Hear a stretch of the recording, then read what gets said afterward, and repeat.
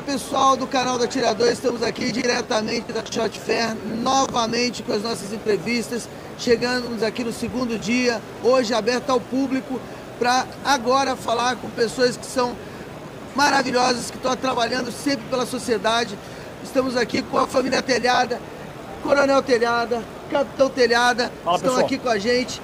Vamos começar a conversar aqui sobre tudo que a gente pode estar falando, não só do tiro desportivo, também da segurança, o que está mudando de legislação, o que a gente puder fazer pelo tiro desportivo, não só como de arma de fogo, como também do próprio Airsoft, que eu já estou sabendo que vocês são operadores de Airsoft, isso é muito interessante, que quebra muitas regras, aquele de que o operador de Airsoft não é um atirador, ele é sim um atirador e tem que ser colocado como tal. Pessoal, muito obrigado por estarem aqui. Obrigado, eu agradeço, é um prazer. Primeiramente, a gente está aqui na 4ª edição da feira, a maior feira da América Latina, quando a gente fala em caça, quando a gente fala em tiro esportivo, no mundo outdoor, nos equipamentos táticos, já demos uma volta aqui na feira. De fato, muita inovação, muito produto bom, coisa nova para o mercado. Então, é um prazer estar aqui na feira e um prazer estar participando. A gente agradece o espaço de estar aqui no canal do Atirador, compartilhando um pouquinho do bate-papo aqui. Vinícius, obrigado pelo convite. Obrigado pelo convite de participar aqui do seu programa. É um prazer estar com vocês. É que eu falo, eu vivo a segurança pública, né? O mundo das armas, vamos dizer assim, há 45 anos. Meu filho há 20 anos. Aposentamos na Polícia Militar e agora estamos numa nova fase da nossa vida, no mundo político, que é tão difícil quanto o combate ao crime. E estamos também nessa labuta, nessa batalha, tendo em vista a situação atual do Brasil, não vai qualquer crítico, mas é uma situação que passamos, onde as armas são tão combatidas, né? Onde o atirador é combatido, onde o operador de Airsoft é combatido. Até agradecer aqui a Jane e o Freitas, do Detroit Airsoft, que nos convidaram, é um prazer aqui. Você falou que nós somos operadores de Airsoft. Eu não sou, eu gostaria de ser, eu sou assim, mais um curioso, que sempre participa quando a Jane e o Freitas nos convidam, né? Sempre. Nós participamos, estamos juntos. E eu admiro muito esse esporte. Primeiro, porque ele se aproxima muito da realidade de combates reais, né? Segundo, pelo entusiasmo da rapaziada, homens e mulheres que se predispõem a participar desse esporte com equipamentos caríssimos, equipamento caro, material caro. Só pessoal do bem, né? Só família, pessoal do bem Você engajada. não vê bandido fazendo Airsoft. Você vê trabalhador, você vê empresário, você vê gente do bem fazendo Airsoft como uma diversão, como um esporte, como é o futebol, como é o basquete, o Airsoft também. E é um esporte caro, Então você vê que a pessoa, além dela gostar, ela se dedicar, ela tem que se esforçar para participar. Então, toda essa rapaziada merece o nosso apoio, não só no dia a dia, como na parte que a gente estava até conversando há pouco com o Freitas, na parte legislativa, na parte legal. Precisamos inovar, precisamos trazer melhorias. Eu deixo bem claro, eu sou bem leigo nessa área, mas eu sempre estou à disposição para aqueles que quiserem conversar, trazer propostas para que a gente possa apresentar leis tanto federal, lá em Brasília, como estaduais aqui em São Paulo. Importante que vocês saibam que vocês têm 2 deputados aqui que são atiradores, são da Polícia Militar, curtem o Airsoft, estão do lado do bem. Contem com a gente para as missões de melhoria, não só no esporte, como na parte armamentista. Uma das perguntas que eu queria fazer vocês estão muito mais ligados à segurança pública, olhando para o futuro aqui, principalmente não só do nosso estado, mas do Brasil. O que vocês estão vendo, principalmente da segurança pública no Brasil, com relação não só ao atirador, como até a população comum? Porque um dos motivos que mais preocupa hoje o atirador é que ele não tem mais noção do que ele pode e o que ele não pode mais fazer. A segurança jurídica se tornou muito clara. E no momento que a gente começa a não entender o que está acontecendo e como a gente vai trabalhar, como a gente vai se defender numa situação, nós temos casos aí de atiradores presos com CR recolhidos porque reagiram a assalto. Tem até um ditado bem militar, né? Bem que a gente ouve muito da polícia, que é o julgado por 7 ou carregado por 6. Isso vale para o atirador, porque você imagina que nós temos que ir até um clube de tiro, e às vezes o clube de tiro é de clube de campo. E você tem campos que você atravessa uma estrada de terra muito grande E aí estão ocorrendo vários assaltos, nós temos várias situações, e nesse momento, com a insegurança jurídica que a gente tem, o que a gente vai fazer? Então, qual é a visão que vocês têm do futuro para a categoria, para a gente entender melhor também o trabalho que vocês estão fazendo, tanto estadual quanto federal, com relação a isso? Bom, primeiro que eu concordo que a gente vive uma verdadeira inversão de valores no Brasil, não é de hoje, já há algumas décadas, onde o brasileiro passou a ter um pensamento, uma lavagem cerebral, de que bandido é vítima da sociedade. E não é. Bandido é o algoz. O bandido é o mau caráter, é o vagabundo. É o cara que tem que estar atrás da grade e não é a vítima. Infelizmente, a nossa própria legislação criminal, quando a gente fala em processo penal, em leis penais, ela sempre trouxe um enfoque desde a redemocratização do Brasil em 88 de proteção ao criminoso. E não protege nem o agente da lei, o agente da segurança pública, nem o atirador e muito menos a vítima, o cidadão comum, aquele que está, infelizmente, entregue às mãos dos marginais. Então o Brasil já vem nessa ideologia muito ruim, nesse câncer, nesse pensamento, onde o bandido é visto como vítima da sociedade há muitos anos. E, ao meu ver, piorou com a última eleição do governo federal, com várias colocações do atual presidente da República, fomentando e dando força para esse discurso, trazendo que é lícito, por exemplo, o bandido fazer um roubo para tomar uma cerveja, que é um absurdo um garoto, entre aspas, né, ser morto só porque estava roubando um celular. Então esse tipo de discurso vai trazendo uma certeza para o criminoso, vai trazendo uma segurança, aí sim, segurança jurídica para o bandido de que ele pode tudo, de que ele pode roubar, de que ele é invencível, de que ele é impunível, que jamais ele vai ficar preso, e é o que de fato tem acontecido.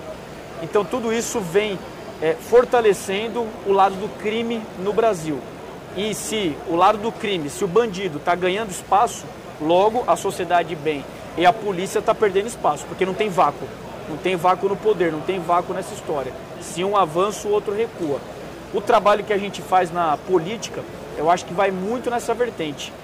E também essa a importância que eu julgo de ter pessoas da segurança pública que de fato trabalharam com esse tema na sua vida, na área operacional, tê-los hoje na política, como é o nosso caso. Meu pai falou, 45 anos de vida pública, 33 só de polícia. Eu fiquei 19 anos na polícia, trabalhando na atividade fim, trabalhando na rua.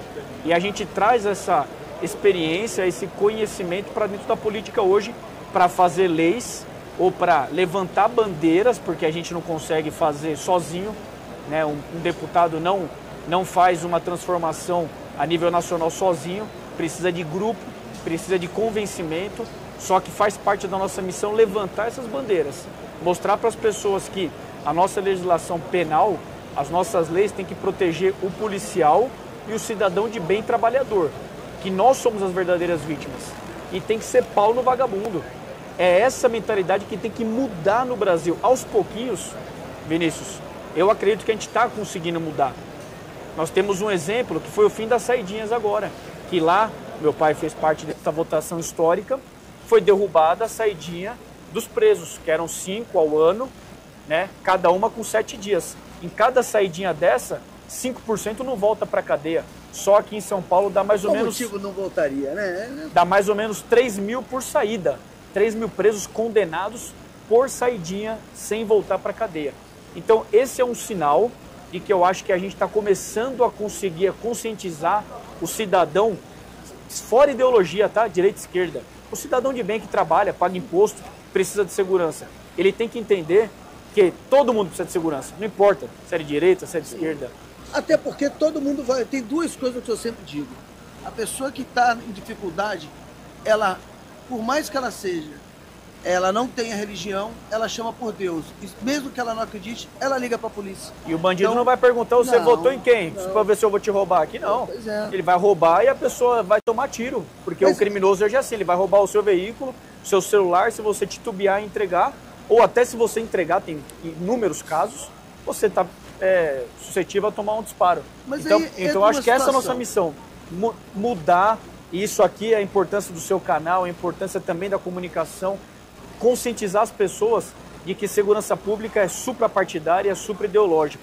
E nós que somos da segurança pública, que conhecemos a questão do armamento, que convivemos e fizemos polícia no dia a dia, é essa a nossa missão maior, mudar a mentalidade e mexer na lei, para tornar a sociedade mais justa, certo? Olha, a pergunta que você faz é uma pergunta interessante, né? O que nós entendemos, como nós vemos a situação dos atiradores, do pessoal que é pró-armamento, né? O Brasil não, o mundo todo passa por um momento muito difícil. Eu dou até graças a Deus que não é só o Brasil, é o que me consola um pouco, o mundo todo. É só nós vermos o que está acontecendo nos Estados Unidos, é lógico que não é na proporção que está acontecendo no Brasil, mas os Estados Unidos estão passando por um problema também, com a criminalidade, com moradores de rua, liberação de com drogas, com cracolantes, liberação de drogas, uma coisa espantosa. Então, acabei de voltar de lá, tem 15 dias, Hollywood está... É um absurdo, então não é exclusividade do Brasil. Então o mundo passa por um momento muito difícil, um momento de definição. Isso é uma coisa histórica, a gente que estuda história, a gente até entende.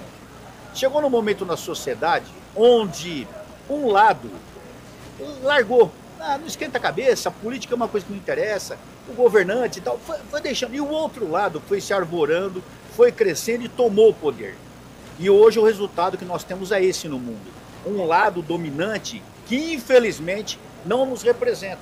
É um lado que representa justamente o socialismo. Mas não vou falar de política, estou falando da realidade.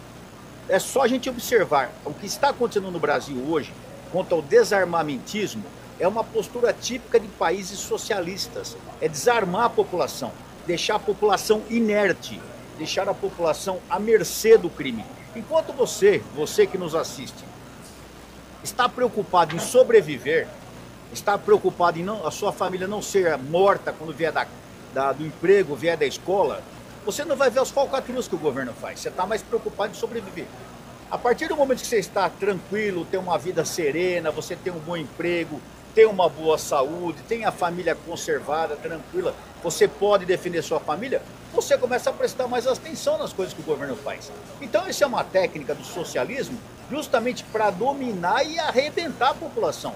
Porque o socialismo, esse papo de que o governo é para o povo, é mentira, o governo é para eles. Só eles podem faturar, só o grupo deles fatura.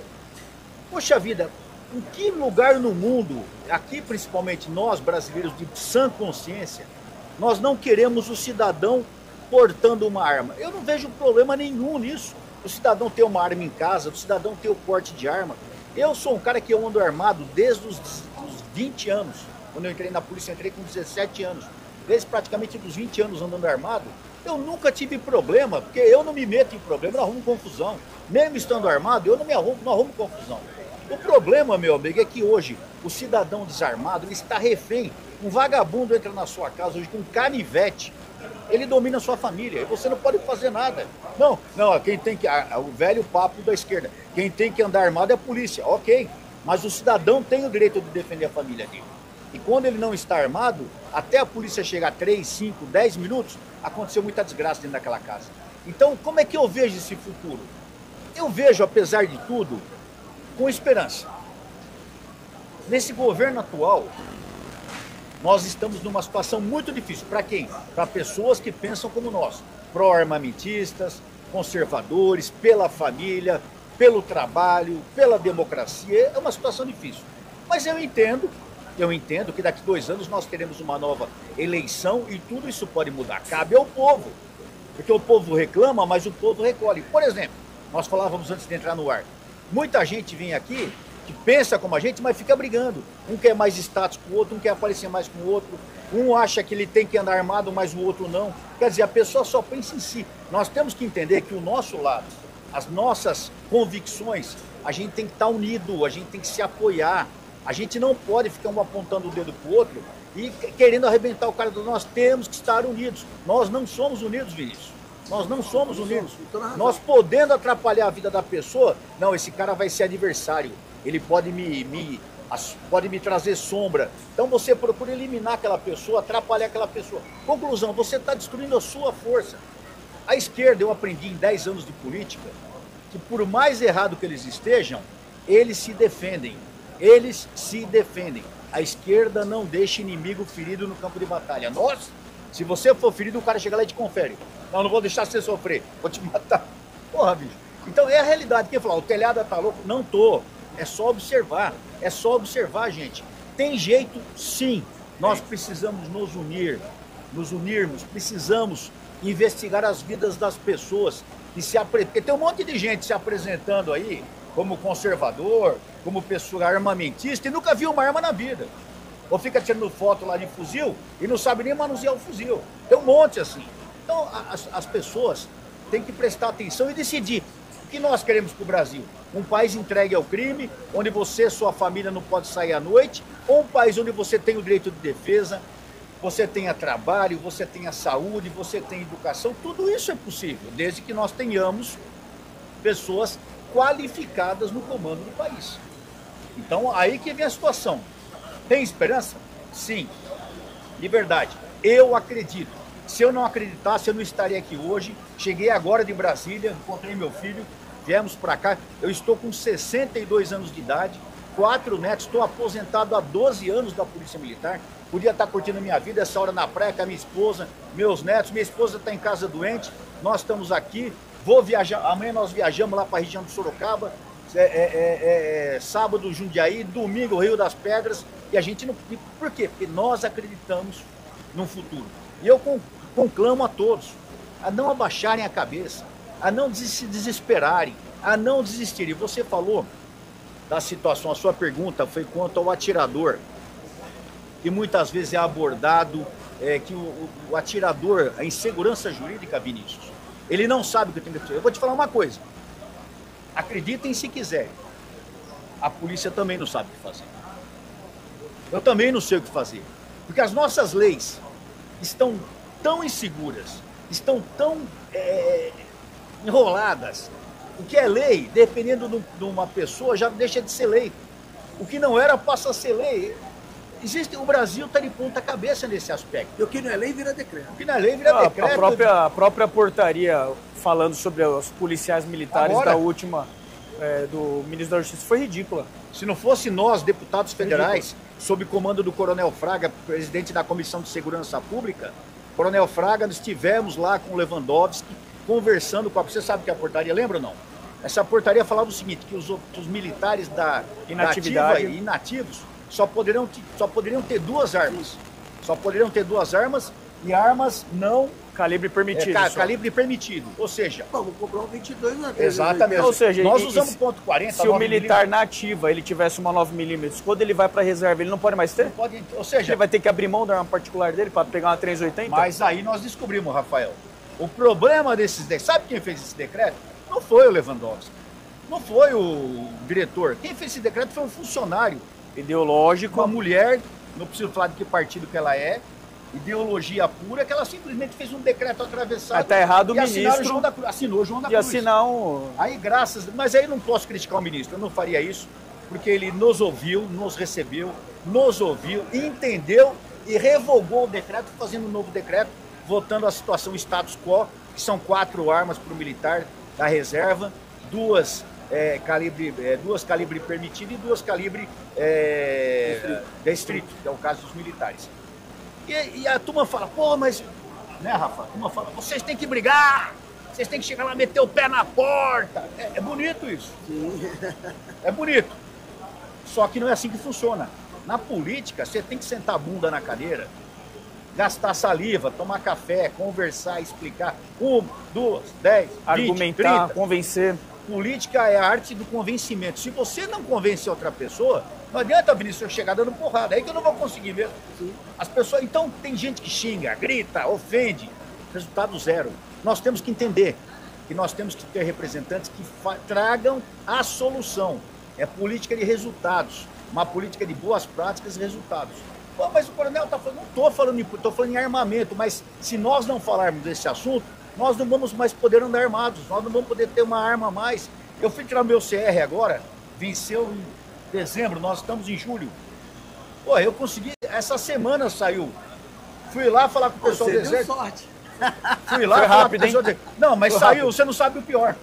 A data de vencimento de 2022. Justo. Eles fizeram um novo CR com data de vencimento de 2022. Vou ter que trocar novamente, vai mais um tempo. Aí você sabe que você não é o primeiro que aconteceu isso. Eu já ouvi falar isso. Entendeu? Não sei se é erro do computador ou do sistema. Está saindo com data de a validade de 2022. Quer dizer, não é, eu não estou falando mal de ninguém, estou falando o seguinte, para vocês verem como... Estamos falando a realidade. Você vê, aí é realidade, a gente fala... É para justamente deixar o cara irregular. Mas a turma fala, o atirador não sabe, que nós também não sabemos. Está muito confuso, está muito difícil, cada hora inventa-se alguma coisa, mas nós temos que entender que nós temos que batalhar isso aí. Não existe outra situação. E outra, são 2 anos que nós temos pela frente, 2 anos de dificuldade. Mas nós estamos batalhando, vencendo ponto a ponto. Não adianta meter o pé na porta, porque aqui nós não vamos conseguir nada. E eu tenho certeza que com bastante conversa, nós resolveremos muitos problemas. E eu creio, Deus nos ouça. Amém, Senhor? Eu creio num governo futuro que entenda o lado da família, que proteja o cidadão, que cuide da economia, que cuide dos policiais, que cuide dos pais de família. Eu tenho muita esperança nisso. Sou visionário, sou utópico, não. Sou trabalhador e vou trabalhar para isso. Muito legal. Agora, mudando um pouquinho de assunto, falando também com relação à Polícia Militar, já que a gente estava falando sobre isso, uma das coisas que eu sempre penso, né, que é só por amor. Sim. Né? Amor à farda. Não existe 2 explicações. Porque agora, com o governo atual, aqui de São Paulo, é que o salário veio a melhorar, mas ainda muito aquém de quem dá a vida, né? Porque o policial, hoje, há uns 5, 6 anos atrás, eu escrevi um texto que dizia por que ser policial militar? Porque justamente fala sobre isso. Como é que você não ganha bem, dá a vida e ainda é xingado por muitos, né? Então, a inversão de valores é o que a gente mais percebe e que mais acontece hoje no nosso país, e não é de hoje, na verdade, já acontece há muito tempo, que é a relação polícia e cidadão. Se coloca na cabeça das pessoas que a polícia, às vezes, ela pode ser truculenta, mas ela tem que seguir um padrão. Então, isso vale para o bandido, isso vale para o atirador, isso vale para qualquer pai de família. Exato. Se não existe regra, você está realmente criando preconceitos. Então, se a regra vale para um, ela tem que valer para todos. O atirador, ele tinha que entender no passado que ele era uma pessoa armada, então ele era abordado como suspeito. Sim. Então, isso era uma das coisas que a gente sempre falava que não tinha. Então, a partir de agora, o que a gente vai fazer para frente? O que está sendo feito para frente é o que vai contar para a gente. Porque não voltamos a estaca zero, porque a gente já conseguiu liberar muita coisa. E eu espero, com a ajuda de vocês, não só na parte estadual, como na federal, que a gente consiga realmente trazer novas benfeitorias ao atirador. Só me permite um gancho. Você fala é muito importante. O cidadão, quando ele está armado e for abordado, ele vai ser tratado como suspeito, gente. Não está escrito na testa do cara bandido, atirador, gente boa, não está. O policial abordou, nem viu o cara... família. Exatamente, o policial abordou, viu, sentiu que está armado, ele toma uma providência mais enérgica. Por quê? Para proteção dele mesmo. Até porque já tivemos casos... Eu já fui abordado, enquadrado, estava com 2, 3 armas, tomei um enquadro na época do tático móvel, era tenente ainda. Estava nervoso, estava valente mesmo. Normal. O próprio policial, quando é abordado, ele é tratado como suspeito até ser identificado. Mas muita gente, não, o senhor está me achando que eu sou bandido. De maneira alguma, eu estou te tratando como cidadão que está armado e eu não sei quem é. Então, o cidadão, ele tem que entender que o policial, ele cumpre uma missão difícil, que ele acabou de trocar tiro com um ladrão no dia seguinte e no outro dia ele te aborda armado. É uma situação perigosa. Ele tem que tomar as cautelas. Mas quando você fala da situação do policial ter que abordar esse cidadão, muitas vezes alguns policiais também, tem uns caras que são encardidos, né? Muitas vezes os caras, ao invés de entender a situação, ajudar, tem uns caras que gostam de complicar mais ainda. Mas nós temos que entender todos aqui que a situação da legislação atual complica muito a vida dos policiais também. Então, por isso que nós temos que nos precaver, tomar cautelas, evitar problemas. Nós falávamos há pouco, como é que um cidadão vai se deslocar para um clube de tiro, às vezes 10, 20, 30, 40, 50 quilômetros, carregando armamento com munição e sem proteção? É ridículo isso. É ridículo isso. Não tem como ele não estar armado e com a arma carregada para se proteger. É o mínimo, porque se ele não fizer isso, ele está errado. Ele está dando aso para que aconteça o crime. Então é importante que o cidadão entenda o lado policial também. É um lado difícil. Lembrando que vamos lembrar para eles o seguinte: errado está a legislação. Nós estamos certos se a gente não for armado pro clube. Exatamente. Porque se a gente for pego, a gente sabe que... Errado é a legislação, não há dúvida disso. Porque você acha que é absurdo o cara com arma dentro do carro desmontada, desmuniciada, é para ser roubado. E eu já ouvi história... Se torna um alvo, né? Eu já ouvi histórias que tem muito clubes de tiro que vagabundo fica rondando a porta esperando sair. Sim. Sai uma pessoa no enquadro, o cara vai estar armado e com a arma desmuniciada. Você vê como é complicada a função do policial militar, Vinícius. Vou citar uma ocorrência aqui que aconteceu em 2020.